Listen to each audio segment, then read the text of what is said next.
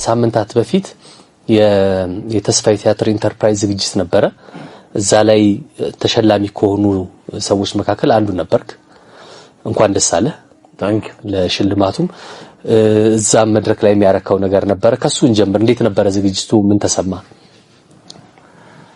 ኖርማሊ እኔ ሸለማለው ብዬ አስቤ አላቅም የዛን ጊዜም እውነት ለመናገር ሲጠሩኝ እንደውም ተሸልማለህ ነበር መሰለኝ የተባልኩት እንደዛ አይነት ነገር ነበር ያልኩት እንደዚህ አይነት ነገር ከነጨረሹም አልጠበኩኝም በእርግጥ የተስፋ ኢንተርፕራይዝ ተፈሪ በጣም ከማደንቃቸው ሰዎች ውስጥ አንዱ ነው እጅግ በጣም ነው ማደንቀው አንዳንድ ጊዜ ገብቷል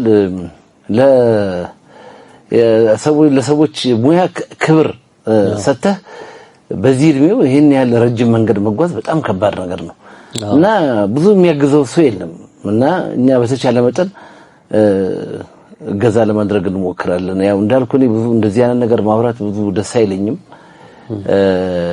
ግን እሱ ለሚሰራው ነገር ግን እጅግ በጣም ትልቅ አክብሮት አለን የምንችለው ነገር ደግሞ እናደርጋለን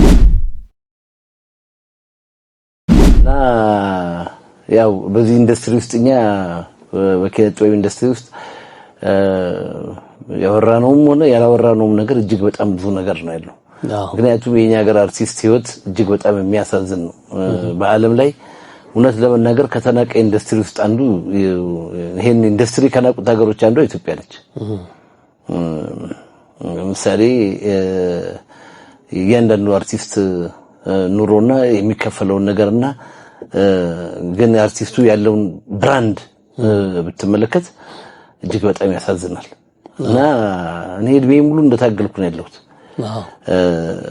በዚህ አጋጣሚ እንደሱ ያው እንግዲህ ብዙ አስተዋጽኦ አድርጓል ብለው የክብር ሽልማት ሸለሙኝ ያ ሽልማት ግን ከኔ በለጠ ግን በጣም ብዙ የሚገባቸው ሰዎች አሉ ለሰጠህ ለሌላ ሰው ለሙሉ ዓለም ሰጠዋት ለሙሉ ዓለም የሰጠውበት በጣም በቂ ምክንያት ነልኝ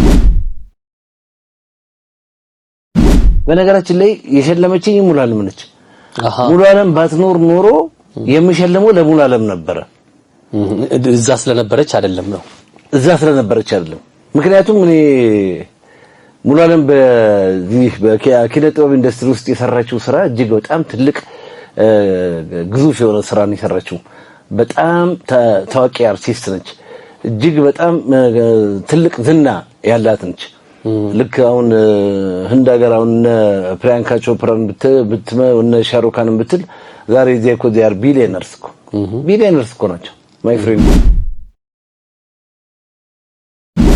የኛ ሀገር እኮ አርቲስት እኮ ገብቷል ከዛ ከተከበረ መድረክ ላይ ወጥቶ እኮ ታክሲ የሚጠብቅ ሰው እኮ ነው ያለው ገብቷል ከተከበረ ቦታ ላይ እኮ ወርዶ እኮ ገብቷል የሰው ቤት ተከራይቶ እኮ የሚኖር እኮ የጥበብ ባለሙያ ያላት ሀገር እኮ ነች ነገር ግን ለኔ ከሻሩካን የበለጡ ለነጌትነት እጅግ አክብሮት አለኝ ለነ ድሮም ብሔራዊ ቲያትርን ለፈጠሩት ለነ ወጋየው ለነ ደበበ እጅግ በጣም ትልቅ አክብሮት አለኝ ሙሉ ዓለም ስትወጣ 1600 ብር ነው ኔት ደሞዝ ስታገኝ ነበር በአሁን ሰዓት እኮ ያንዴ ጥበቃ ሰራተኛና የጽዳት ሰራተኛ እኮ 5000 ብር እኮ የሚያገኝበት እኮ ሀገር ነው እንደዚህ ወርደናል እንዴ ይሄን ያህል እንወርዳለን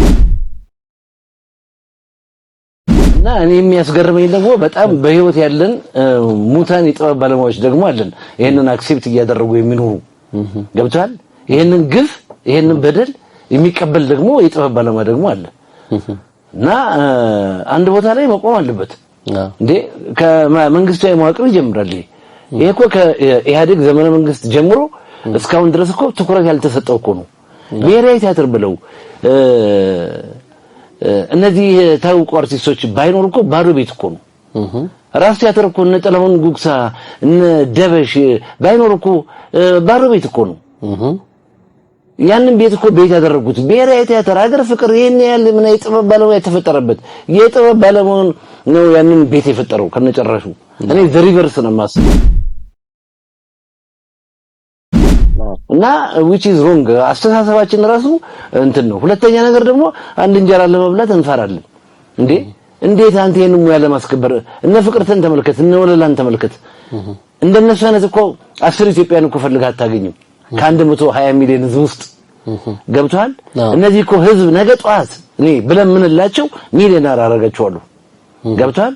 ስለዚህ በመዋቅር ደረጃ ነው መቀየር ያለበት እና ሙሉ ዓለም ይህን ሽልማት ማግኘቷ ለኔ በጣም እውነቴን ነገር ነፍሴ በጣም ነው የተደሰተችው። ለምን ሽልማቱ ጉዳይ አይደለም ግን ይሄንን አጋጣሚ እግዚአብሔር እንዴት አድርጎ እንዳመቻቸው ይገርመኝ ነበር።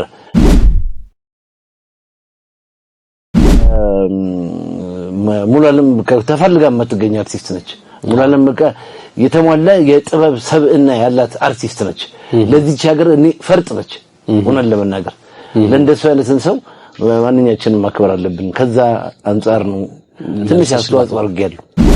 አንጋፋው የማስታወቂያ ባለሙያ ሳምሶን ማሞ እንግዲህ የታዘበውን ትዝብት ሰፋ አድርጎ አካፍሎ መጥቷል ማለት ነው። በቅርቡ ኢትዮፒካ ሊንክ ላይ ቀርቦ ሰፋ ያለ ኢንተርቪው ሰጥቶ ነበረ። ከዛች መካከል ላይ እቺ ፓርት በጣም ስለመሰጠችኝና ውስጤ ስለነካቻት ቆረጥ አድርጌ ለእናንተ ጋብዣችሁ መጥቻለሁ ማለት ነው።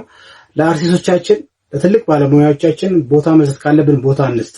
ጎበዝ ወዴት እየሄድን ያለ ነው?